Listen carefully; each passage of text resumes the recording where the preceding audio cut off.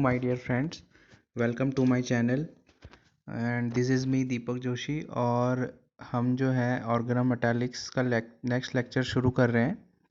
और हमने जो है वहाँ पे प्रिपरेशन पढ़ी थी पिछले लेक्चर में, और वहाँ पर हमने एडिशन रिएक्शन से कैसे हम ऑर्गेनोमेटालिक कंपाउंड्स को प्रिपेयर करते हैं वो हमने पढ़ा था। आज जो है हम सेकंड टाइप पढ़ेंगे कि सब्स्टिट्यूशन रिएक्शंस की हेल्प से हम ऑर्गेनोमेटालिक कंपाउंड्स को कैसे प्रिपेयर करते हैं, और ये एग्ज़ाम पॉइंट ऑफ व्यू से भी बहुत इम्पॉर्टेंट है। तो चलो सीखते हैं। तो यहाँ पर होता क्या है, सब्स्टिट्यूशन रिएक्शन में हम पढ़ रहे हैं सब्स्टिट्यूशन रिएक्शन। सब्स्टिट्यूशन रिएक्शन से कैसे प्रिपेयर करेंगे। तो सबसे पहली जो रिएक्शन इसमें आती है, reaction of metals with hydrogen. Hydrogen के साथ मेटल्स की ना रिएक्शन कराते हैं, जैसे सोडियम इज़ अ मेटल। लेकिन ध्यान रहे कि जो हाइड्रोजन है वो एक्टिव होना चाहिए। एक्टिव इन द सेंस कि इलेक्ट्रोनेगेटिव होना चाहिए। इलेक्ट्रोनेगेटिव कैसे हो सकता है, कोई इलेक्ट्रोनेगेटिव मेटल उस हाइड्रोजन से जुड़ा हो, या वो जो हाइड्रोजन है किसी sp हाइब्रिडाइज्ड कार्बन है उससे जुड़ा हो। जैसे यहाँ पर जो ये कार्बन है, ये वाला जो कार्बन है ये sp हाइब्रिडाइज्ड है, ठीक है। तो जो इलेक्ट्रोनेगेटिविटी का ऑर्डर होता है वो होता है sp3, फिर क्या होता है sp2 एंड देन sp। ये electronegativity, sorry let me correct it, जो इलेक्ट्रोनेगेटिविटी का ये जो एटम है यहाँ पे ये क्या है, sp हाइब्रिडाइज्ड है, ठीक है। तो इलेक्ट्रोनेगेटिविटी जो ऑर्डर होता है वो होता है sp, then sp2, then sp3, right. तो यहाँ पर क्योंकि जो ये हाइड्रोजन है ये वाला, ये sp कार्बन से अटैच है, तो ये क्या हुआ, एक्टिव हुआ। Active in the sense acidic हुआ। तो यहाँ पर क्या होता है, डिस्प्लेसमेंट रिएक्शन होती है। डिस्प्लेसमेंट इन द सेंस जो ये सोडियम मेटल है ये क्या करेगा, इस हाइड्रोजन को एब्स्ट्रैक्ट करता है और हाइड्रोजन को डिस्प्लेस करके खुद कार्बन के साथ रिएक्शन करता है। तो हमारे पास क्या बनता है, R C triple bond Na। तो देखो यहाँ पे कार्बन और मेटल का बॉन्ड है। इस कार्बन मेटल बॉन्ड होने से क्या हो गया, ये ऑर्गेनोमेटालिक कंपाउंड। और इस कंपाउंड को हम क्या बोलते हैं, इथाइन, क्योंकि ट्रिपल बॉन्ड है। ट्रिपल बॉन्ड के लिए क्या लगाते हैं हम, YNE।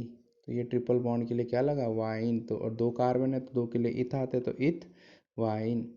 नेक्स्ट जो है हमारे पास, यहाँ पर हम आयरन को लेते हैं। इस बार आयरन और साइक्लोपेंटाडाइन की रिएक्शन कराते हैं। इसको हम क्या बोलते हैं, साइक्लोपेंटाडाइन। साइक्लोपेंटाडाइन इस तरह से दिखता है।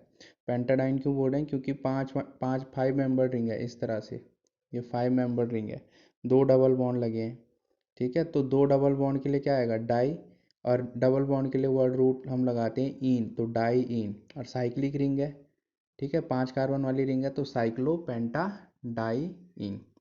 तो यहाँ पर क्या होता है कि दो H2 का लॉस होता है। क्या होता है, दो H2 जो है यहाँ से एलिमिनेट होते हैं। तो यहाँ पर होता क्या है, क्योंकि हम दो मोल्स ले रहे हैं, ठीक है, साइक्लोपेंटाडाइन के हम दो मोल्स ले रहे हैं, तो दो मोल्स, एक मोल में से एक हाइड्रोजन निकलता है, तो दो मोल में से कितने हाइड्रोजन निकलेंगे, 2 हाइड्रोजन। तो आयरन जो है इसके साथ रिएक्शन करके हमारे पास जो कंपाउंड बनाएगा वो बनाएगा साइक्लोपेंटाडाइनाइल आयरन, राइट। और हाइड्रोजन जो गैस है वो क्या हो जाएगी, एलिमिनेट हो जाएगी। तो बस कुछ नहीं करना, जहाँ पे आपको क्या एक हाइड्रोजन हटाना होता है। अगर आपके पास एक मोल गिवन है साइक्लोपेंटाडाइन, एक ही मॉलिक्यूल है तो एक हाइड्रोजन हटाना है, दो मॉलिक्यूल है तो दो हाइड्रोजन हटाने हैं, ठीक है। तो क्या बनेगा, C2H6 होल ट्वाइस Fe। इसको क्या बोलते हैं, साइक्लोपेंटाडाइनाइल आयरन, क्योंकि यहाँ पे अभी आयरन अटैच हो गया है, राइट। नेक्स्ट जो प्रिपरेशन आती है हमारे पास वो आती है by reaction of hello carbons with metals. Hello carbons होते हैं एल्काइल हैलाइड, जैसे ये है हमारे पास C2H5I, या फिर CH3I भी हमारे पास होता है बहुत जगह पे, ठीक है।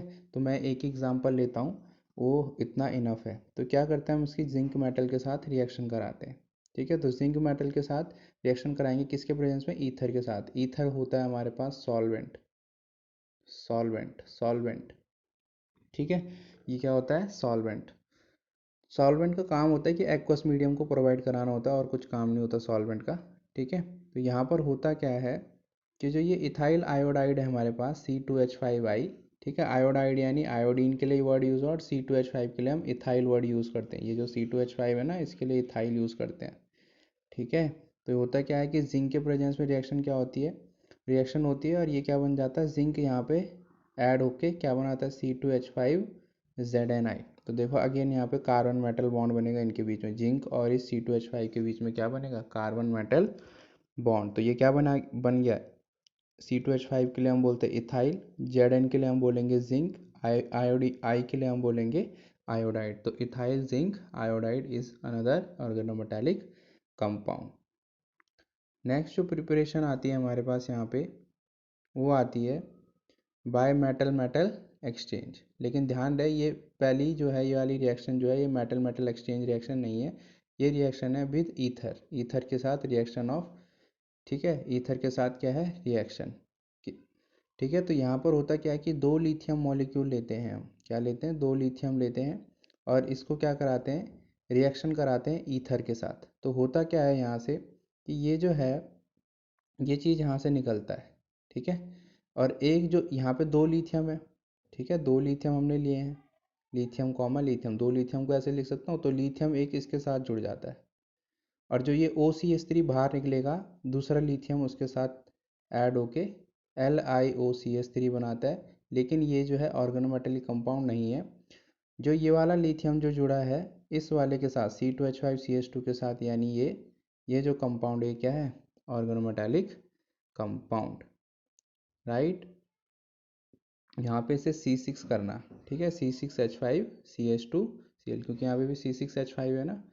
दूसरी जो रिएक्शन है हमारे पास वो है CH3Hg, ठीक है, मिथाइल मर्क्यूरिक, ठीक है, या हम बोलते हैं अमलगम भी बोलते हैं मर्क्यूरिक कंपाउंड को। तो हम क्या करते हैं, यहाँ पे सोडियम लेते हैं, तो क्या करेगा सोडियम, इस Hg को रिप्लेस कर देगा और खुद कार्बन के साथ CH3 के साथ रिएक्शन करेगा। तो क्या बन गया अगेन, CH3Na, यहाँ पे कार्बन मेटल बॉन्ड बन गया फिर से।